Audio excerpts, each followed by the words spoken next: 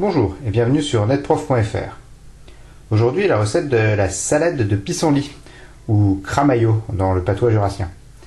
Alors, pour commencer, il vous faut des pissenlits. J'en ai très peu ici. Donc, je vous conseille de cueillir des pissenlits très jeunes, très petits, de l'année. Les pissenlits plus gros sont en effet très amers. Et je vous conseille également de les cueillir avant la floraison.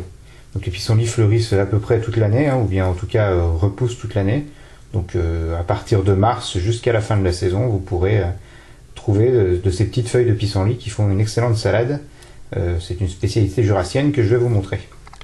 Donc on commence par très bien laver les pissenlits à l'eau vive, il ne faut pas hésiter. Et on peut également, lors du dernier bain, les laisser tremper une petite dizaine de minutes avec un peu de vin qui les raffermisse. Je les ai lavés plusieurs fois. Et j'ai ôté les tiges et les racines, vous voyez, ou puis évidemment les mauvaises herbes. Donc les tiges et les racines sont comestibles, mais elles apportent souvent un peu trop d'amertume, donc c'est pour ça qu'on les ôte. On prépare ensuite les œufs, donc soit mollets, soit durs, donc on les laisse entre 10 et 15 minutes à partir du moment où l'eau a commencé à bouillir. On les mettra ensuite à refroidir dans l'eau froide, avant de les éplucher en toute sécurité pour les intégrer à la salade. On prépare ensuite la vinaigrette, alors faites-la à votre goût.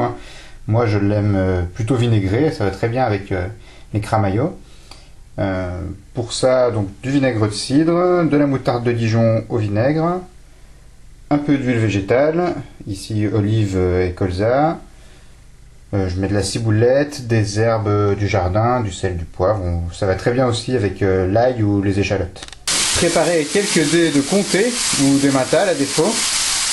Et faites griller du lard ou des lardons. Enfin, quand les lardons sont cuits, mettez les pissenlits.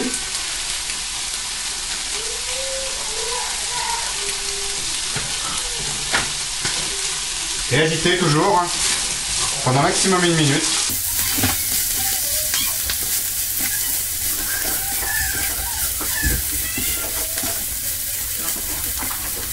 Voilà, c'est prêt.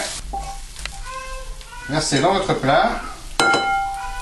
Ajoutez les œufs, les cubes de fromage et la vinaigrette. Et voici une petite salade. Bon, il n'y a pas énormément de cramaillot, mais ça fait une petite salade pour une ou deux personnes. Voilà, bon appétit!